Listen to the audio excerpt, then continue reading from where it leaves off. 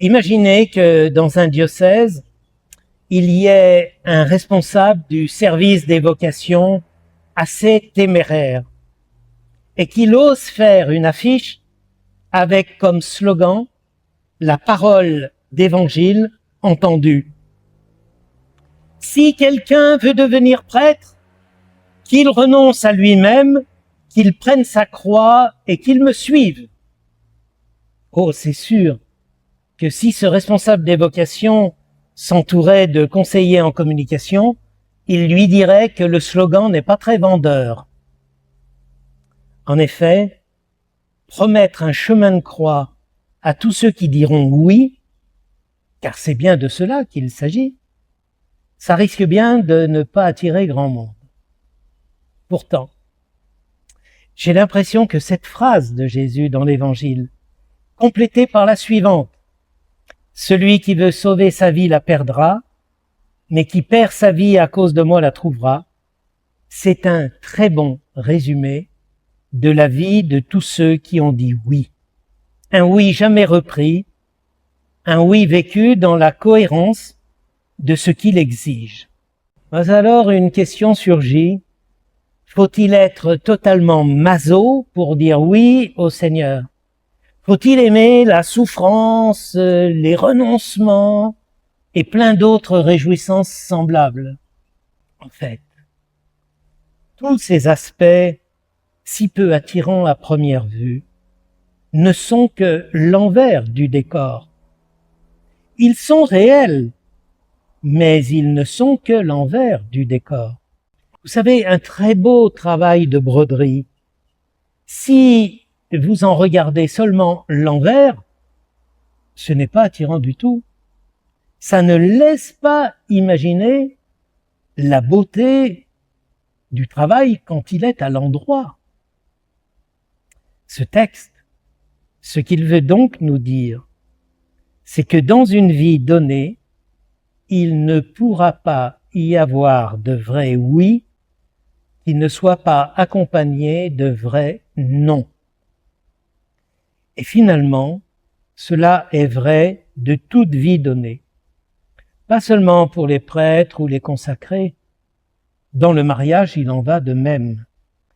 Et c'est sans doute parce qu'aujourd'hui, il n'y a pas assez de vrais non qui sont prononcés courageusement avec la grâce de Dieu, que les oui d'aujourd'hui deviennent si fragiles, tant dans les couples que chez des prêtres ou des consacrés. Il faut oser le dire.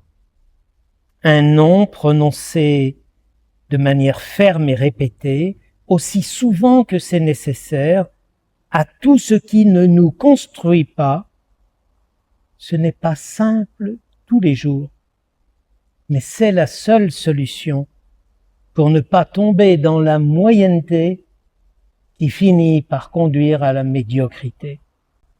Pourtant, je le redis, n'en restons pas à l'envers de la broderie. Ces noms prononcés quotidiennement constituent comme le fil de trame qui fera mieux ressortir la beauté de la broderie, tissée de tous ces fils lumineux que sont nos oui. Parce que l'objectif d'une vie donnée, c'est de dire oui. Oui à l'amour. Oui au grand amour.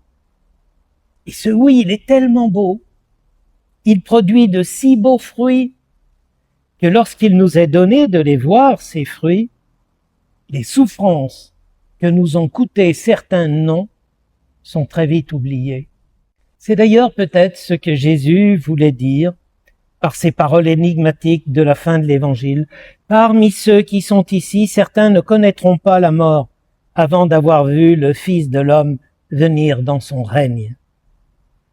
En relisant nos vies données, nous ne manquerons pas de repérer le fil sombre et douloureux des non, mais nous serons émerveillés d'avoir été témoins de la puissance de la grâce qui a transformé telle ou telle personne, la grâce ayant accepté de passer par nous, par notre pauvreté. Oui, je ne mourrai pas, avant d'avoir vu le règne de Dieu à l'œuvre dans les cœurs, parce que je le vois tous les jours. Ce sont ces moments de grâce qui nous encouragent à la fidélité et qui nous relancent quand nous peinons.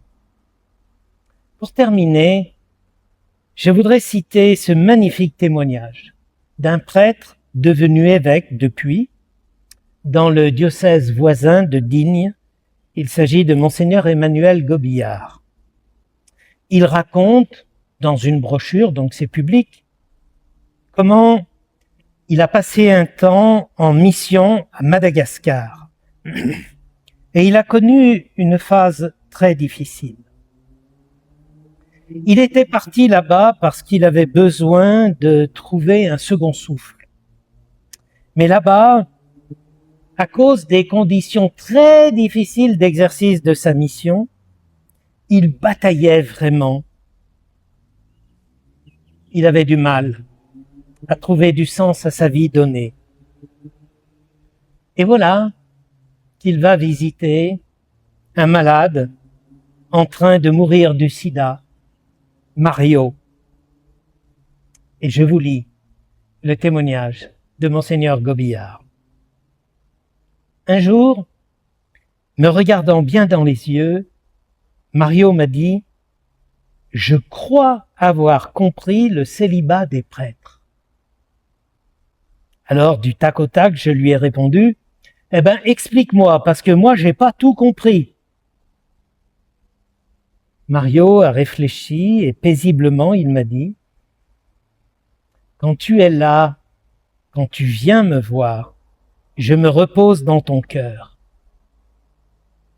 Mais, dit le père Gobillard, moi je n'avais toujours pas compris. Alors je lui ai demandé des explications. Et il a ajouté, quand les dames de la Croix-Rouge viennent, c'est pas pareil. Elles sont mariées, elles ont des enfants, des petits-enfants, et je suis déjà très content qu'elles prennent du temps pour venir me voir. Je les trouve si généreuses. Mais toi, quand tu viens, je trouve que c'est normal. Il n'y a personne dans ton cœur que tu dois aimer plus que moi lorsque tu es à côté de moi. Ton cœur est libre d'être pour moi tout seul. Et c'est ça qui me repose. Quand tu viens, j'ai l'impression d'être vraiment important. Je sais qu'au moment où tu es dans cette chambre d'hôpital, il n'y a personne qui, pour toi, soit plus important que moi.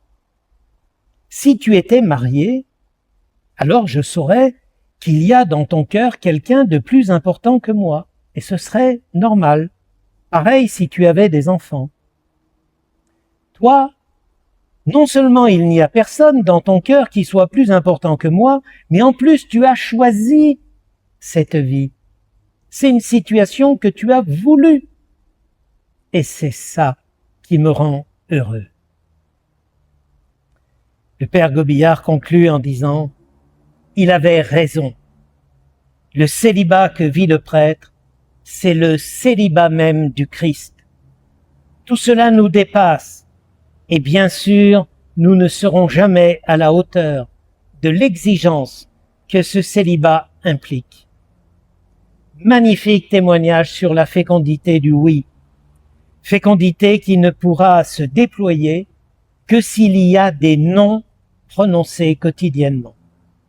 Si quelqu'un veut marcher à ma suite, qu'il renonce à lui-même, qu'il prenne sa croix et qu'il me suive, car celui qui veut sauver sa vie la perdra, mais qui perd sa vie à cause de moi la trouvera.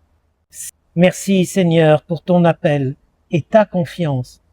Nous comptons tous sur l'intercession de Notre-Dame de la Gaie pour rester fidèles en disant chaque jour de vrais non pour que notre oui soit prononcé en vérité. Amen.